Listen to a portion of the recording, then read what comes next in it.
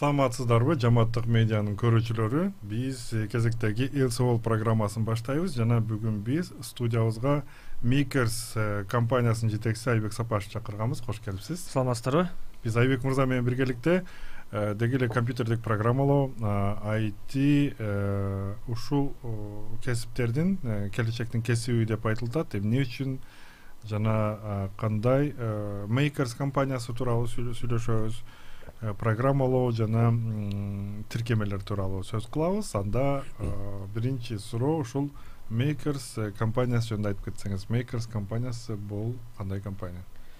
Рахмат. Makers компаниясы бул Бишкекте азыркы учурда IT Hub катары түзүлүп келатат. Hub дегенибиз бул ошол бир жерде бир эле ишкананын алкагында бир нече тармактардын өкүлдөрү биргеликте иштешет, дагы бири-бирине жардам беришет.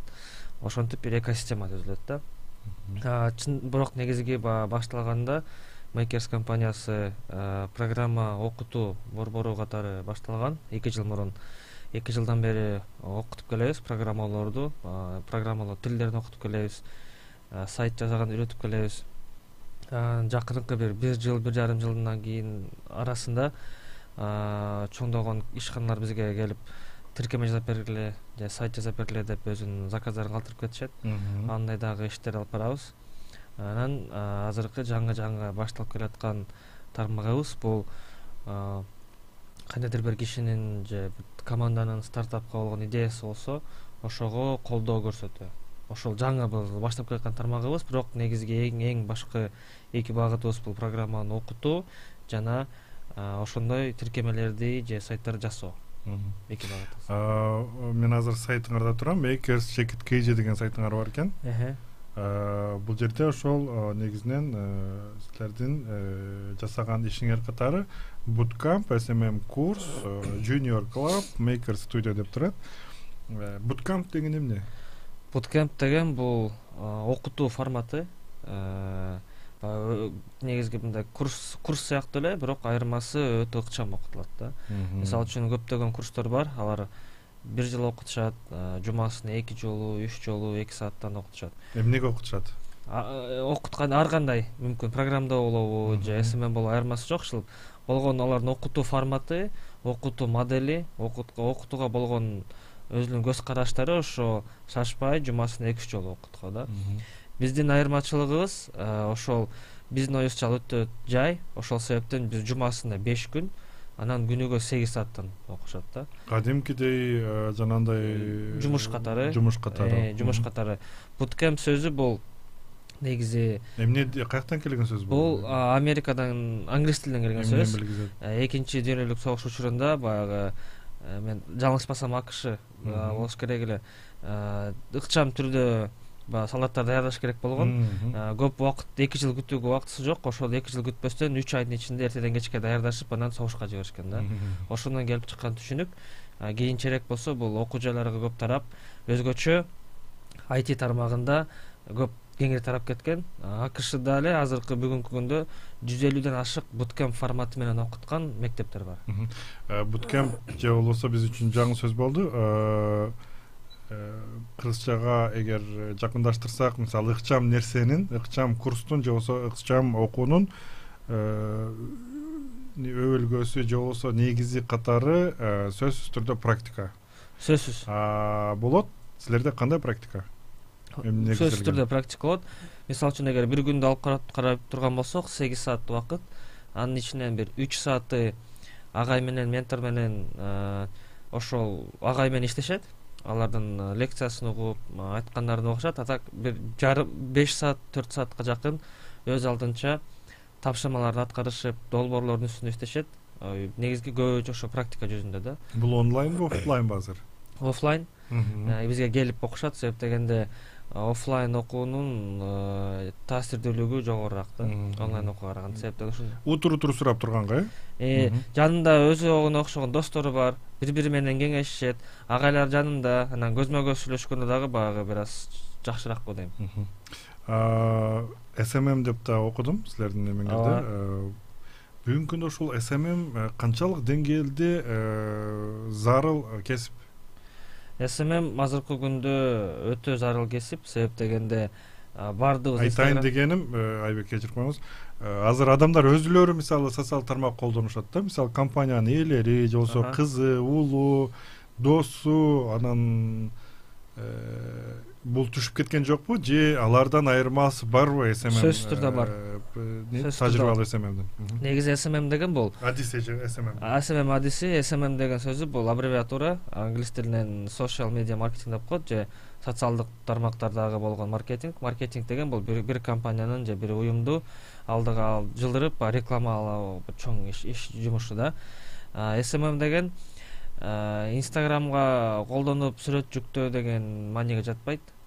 СММ өзүнчө эле бул өзүнчө дагы бир окуусу бар, өзүнчө дагы өзүнүн ичиндеги өзгөчөлүктөрү бар.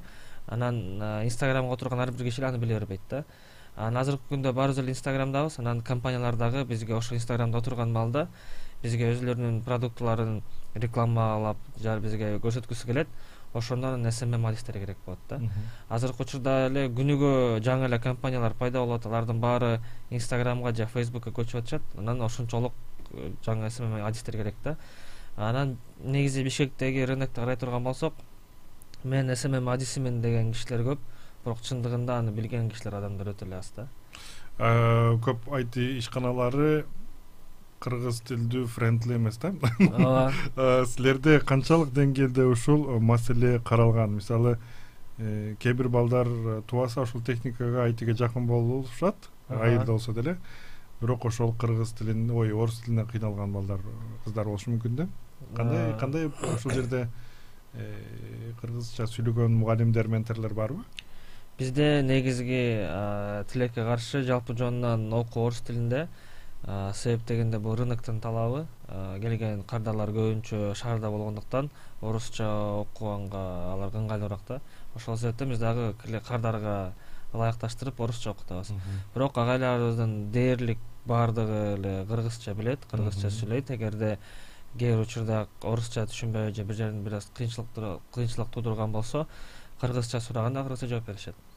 Басымдуулугу орус тилинде, бирок кыргыз тилинде деле кээде. Бирок IT программалоодо кыргыз тилинин деле анча кажети жок болсо керек, Көп программа жанагындай ичиндеги эмелер бүт англис тилинде болсо керек. Ооба, көп программалар, мисалы үчүн нажать, назад деген эле болбосо. Ооба. Коддор алга эч кандай тилдин кереги жок да. Кодко деле тилдин кереги жок, бирок коддун ичинде колдонулган кээ бир сөздөр англис тилинде. Insert, анан map деген сөздөр бар. Англис тилин билүү өтө чоң жардам берет да. Эми ошол жерде мисалы канчалык деңгээлде ошол силерге келаткан балдардын англис тил, сиз өзүңүз англис тил жакшы билесиз. Ооба, өзүм котормочумун. Ооба, котормочусуз. Анан канчалык деңгээлде ушул балдардын арасында англис тил билүү жылыш барбы, жогорулап атабы? Англис тилди сиздин байкооңузда. Менин жеке байкоомдон изилдеген эмесмин. Англис тилди билген окуучу программаны жакшыраак окуйт, себеп дегенде ал негизи эле буга чейин бир нерсени окуп көнгөндө аракет кылганды билет, чыдап отуруп окуганды билет, башында бирдеме колунан келбей атса талыкпастан эмгек кылып артынан окуганды билет да.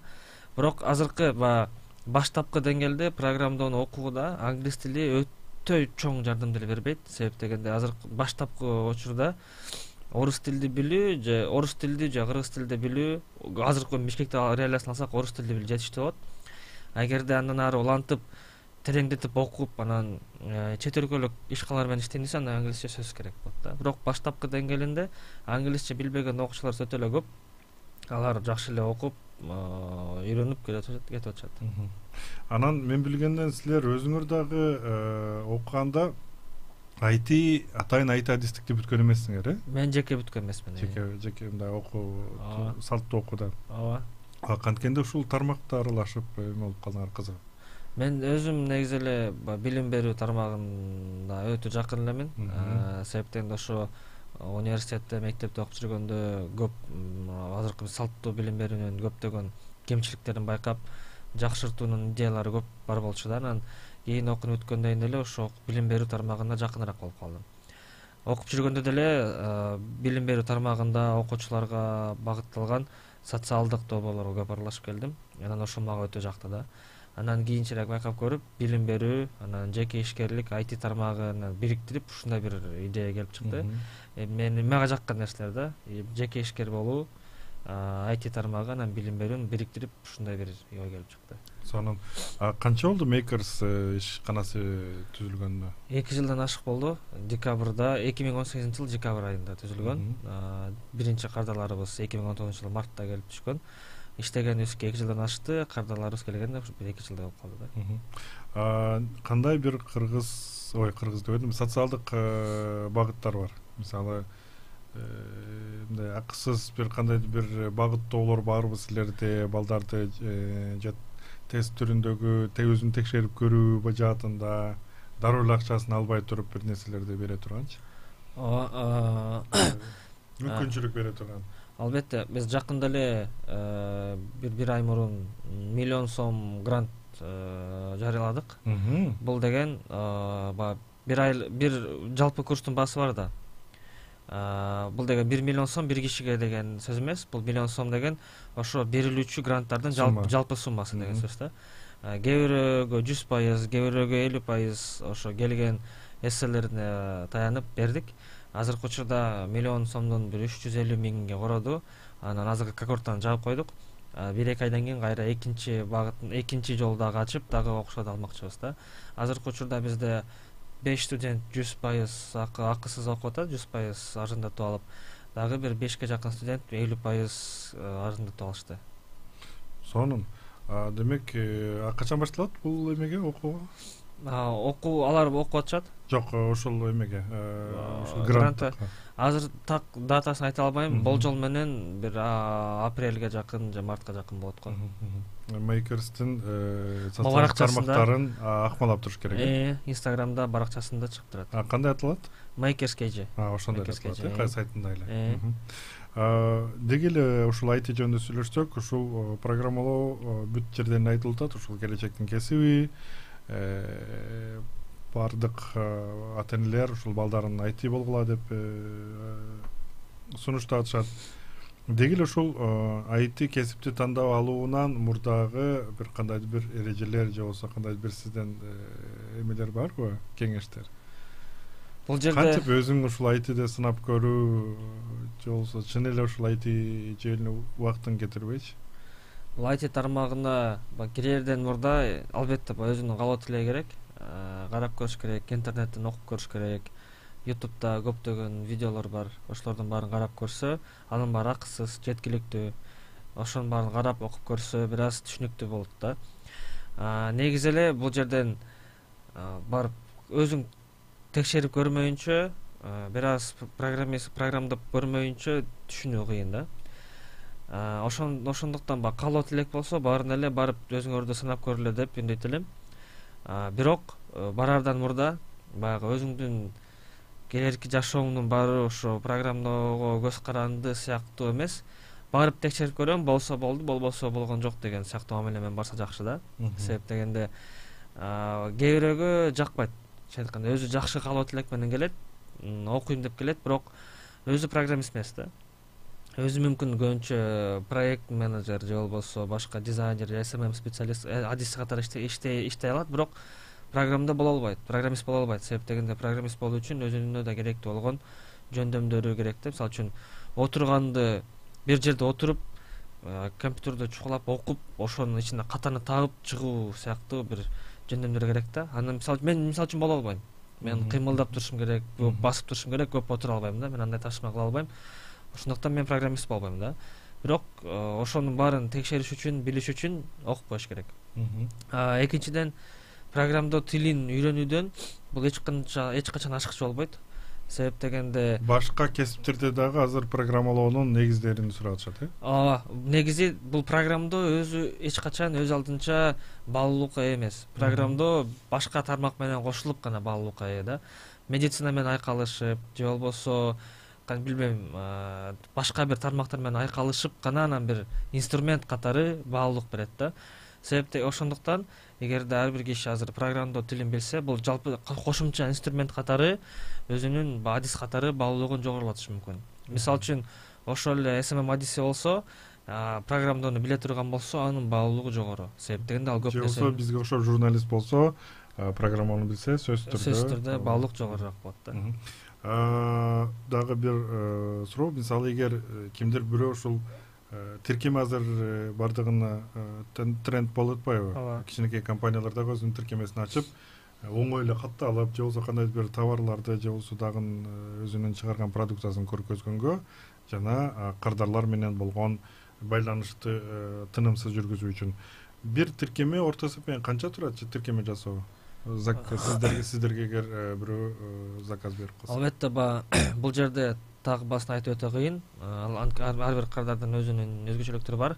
Бирок орто эсеп менен карай турган болсок, бул жерде эме да, эгер бир тиркеме жасай турган болсоң, Android'ке өзүнчө, iOS'ка өзүнчө жасайсың да, iPhone'гочу. Себептен эки тиркеме болуп калат ошондо. Ар бирөөсү эле эң аз дегенде эле $1,5 миң $2 миңга чейин барат. $10 миңга чейин, $50 миңга чейин жетиши мүмкүн. Батыштачы. Бизде орто эсеп менен бир тиркеме $3 миң $5 миң турат. Ал жасоо үчүн бир 4 ай 5 ай кетет. Ошентип бир эки тиркеме жасап каласың да. Албетте бир тил менен колдонуп, эки платформага тең жазачу тилдер деле бар. Ал деле баасы примерно ошондой. $3 миң, $4 миң, $5 миң. Андан жогору да болушат кээде. Ушул эмелерде, мисалы, азыр айтып атпайбызбы, ушул программалоо жана IT деп, ушунун эң бир негизги эмеси, багыты көбүнчө кайсыл кесиптерге көбүрөөк колдонулат деп ойлойсуз, сиздин оюңуз? Программанын ичиндеби же программалоо ошол инструмент катары кайсыл кесиптерде көбүрөөк? Бул өтө жакшы суроо. Менин оюмча азыр бардык эле кесиптерде, мисалы мындай менин оюмча, мен өзүм байкаган изилдеген эмесмин, бирок менин оюмча бул юристтерде азыраак бир аз, медицинада мүмкүн да бир аз азыраак, бирок бизнестин ичинде компаниянын алкагында өтө көп. Анткени көптөгөн инструменттерди колдонушат. Инструменттер жасоо үчүн программдоо билими керек да. Менин оюмча азыр негизи эле бир тармакты бөлүп чыгуу кыйын, себептен бардык тармакка айкалышып келатат азырчы. Анан бизге суроо келди, ушул программист болуу үчүн көп каражат керекпи дейт. Программист болуу үчүн эгерде Бишкекти же Кыргызстанды ала турган болсок, каражат жалпы жонунан бир $1000 чейин жетиштүү. $1000 мүмкүн бир аз көбүрөөк болуп калат да ошон тегерегинде. Убакыт менен жакшы бир тажрыйба алып жетиш үчүн жарым жылдан көбүрөөк. Дагы жанагы эле суроого кайра келсек, бир аз башкачараак, азыр ушул көпчүлүк ата-энелер программист кесибин келечектүү деп эсептешип, балдарынын бул кесиптин ээси болушун каалашат. Анан ошон үчүн бирок программист болуу үчүн дейт, балдарда кандай жөндөмдөр болушу керек дейт. Балдар аналитикалык ой жүгүртүүсү болуш керек. Себеп дегенде код жазып атканда көптөгөн каталар кездешет, ошол каталарды түшүнүп, аныктап, анан оңдоого мүмкүнчүлүк болуш керек. Экинчиден баягы көп маалыматты окуп, түшүнүп, анализдеп, анан туура жыйынтык чыгаруу да зарыл. Себеп дегенде программист 100% убакытын эле код менен жазуу менен өткөрбөйт. Болжол менен бир 70-80% окууну өткөрөт. Жакшы жаңы бир технологияны окуп, изилдеп, анан гана бир 20% убактысын код жазат да. Ошондуктан окуп жүргөн маалында ошонун баарын туура түшүнүү дагы өтө зарыл. Үчүнчүдөн структуралык ой жүгүртүү деген нерсе бар. Код жазганда дагы кадам менен арт-артынан шашпай, бардыгы туура бири-бирине айкалышкан ушундай жазуу да зарыл да. Эң башкысы эле бул, бирок эң башкысы чыдамкайлык. Себеп дегенде кээде отуруш керек болот өтө көп.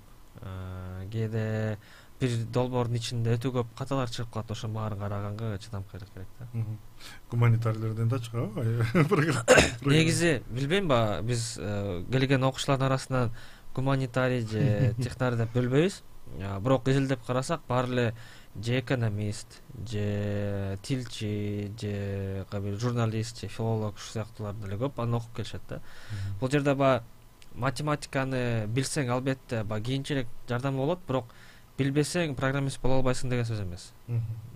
Эгер ой жүгүртүүң болсо, логикаң иштесе, чыдамкайлык болсоң алып кетсе болот да. Калып алыш керек баардан. Баардан калып алыш керек албетте. Рахмат. Анда биз маегибизди жыйынтыктасак, курматтуу көрөрмандар, биз ушул Кыргызстанда жаштар үчүн ушул азыр эң актуалдуу деп аткан компьютердик программалоо жана анын келечеги тууралуу кеп кылдык. Биздин бүгүнкү коногубуз Makers KG компаниясынын жетекчиси Айбек Сапашев болду. Биз ушул Makers компаниясы менен байланышсаңыз болот, сөзсүз түрдө Makers KG жана дагы ошол Инстаграмда, дагы кайсы жакта, Фейсбукта дагы бар. Фейсбукта, Инстаграмда бар. Байланышсаңыз болот. Чоң рахмат Айбек мырза, келгениңиз үчүн. Чоң рахмат. Атайын убактыңыз бөлүп. Рахмат. Саламатыңыз, рахмат.